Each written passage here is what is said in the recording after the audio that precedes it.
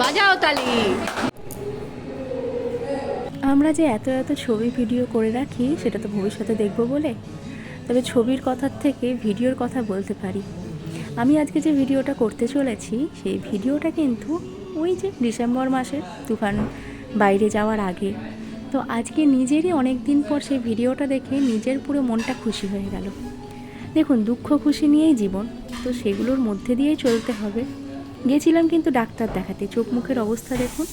আর doctor দেখিয়ে ফেরার পথে এই ভিডিওটা, আমরা যেহেতু খেতে গেছিলাম আর যেহেতু ঘোরার জায়গা ভাবছিলাম, তাই খাওয়ার পর আমরা ঘুরতেও চলে গেছিলাম। এদিকে কোন দিকে তাকাচ্ছ? টেরা টেরা লাগছে তো হঠাৎ করে। এইদিকে তাকাতে বললাম, দেখ টেরা লাগছে কেন? এটাই তাকো।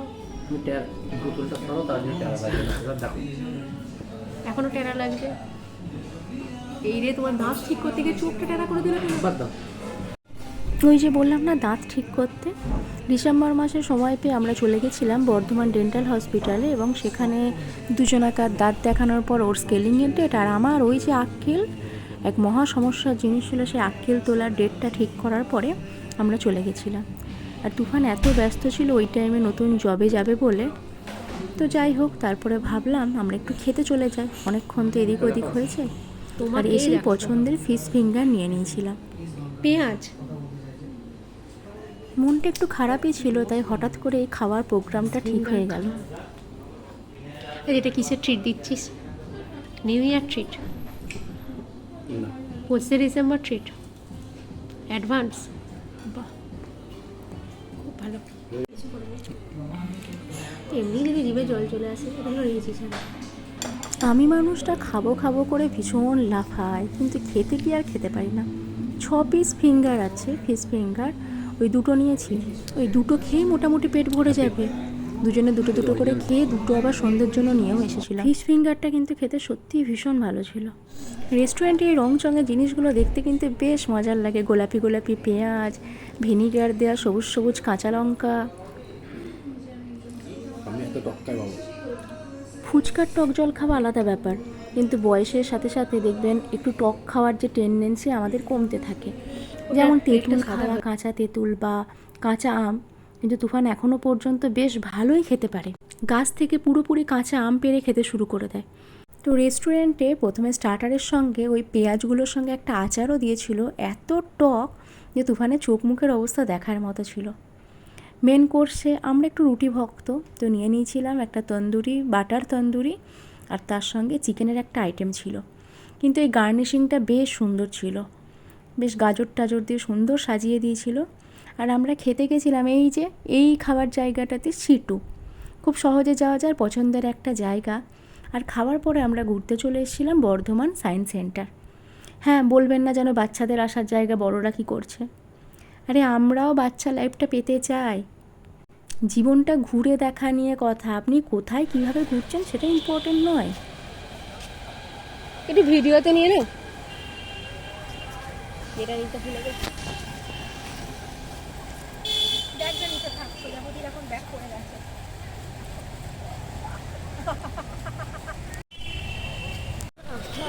এই হচ্ছে ব্যাপার, সায়েন্স সিটির একটা সায়েন্স। সায়েন্স সিটিতে ঢুকেই কিন্তু খ্যাপামো শুরু করে দিয়েছি প্রজাপতি থেকে।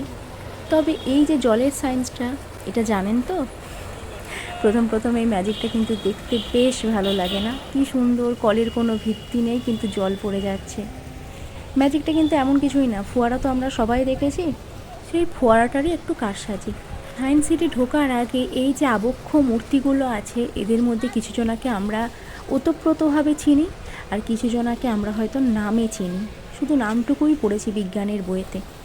আর এখানে একটি ডাইনোসর হাঁ করে আছে, অত উঁচু পর্যন্ত কোনো খাবার যেতে পারছে না, তাই খাবারের অভাবে আছে। আর এখানে আছে মহিলা বিজ্ঞানীরা।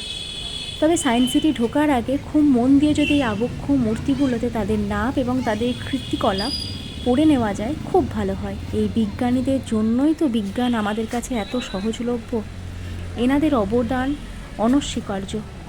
তবে দুঃখ কি জানেন তো, আমরা সবাই পড়া থেকে অনেকটাই বিমুখ। এগুলো কেউ না পড়ে আমরা শুধুমাত্র সায়েন্স সিটির ভিতরে যাই, আর ওখানে যে বিজ্ঞানী ছোট ছোট বিজ্ঞানের জিনিসপত্র আছে সেগুলোকে দেখেই ভাবি সায়েন্স সিটি ঘোরা হয়ে গেছে।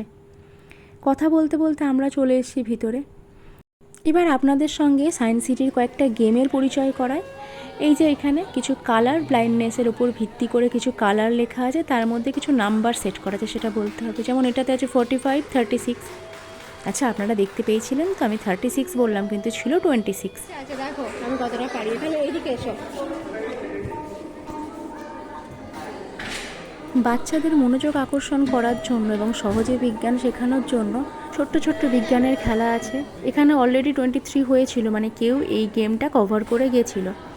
তো আমি রিসেট না করে শুরু করে দিলাম। মানে এই যে গোল রিংটাকে এই এত উঁচু নিচুটার গ্রাফটার ভেতর দিয়ে নিয়ে আসতে হবে, কোথাও না ঠেকলেই কিন্তু বিপ আওয়াজটা হবে।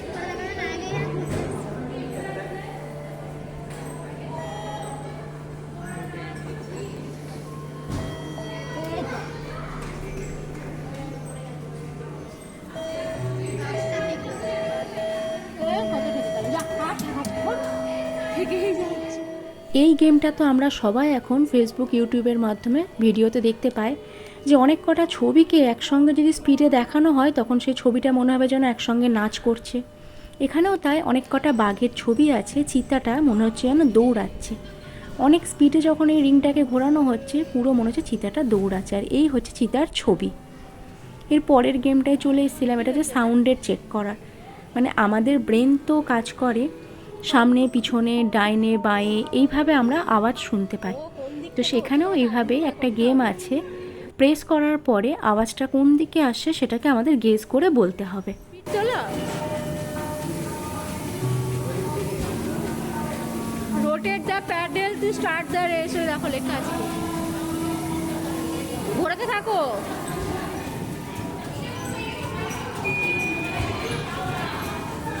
এবার হাততালির সায়েন্স। ফাঁকা গাছ, মারো মারো মারো তালি।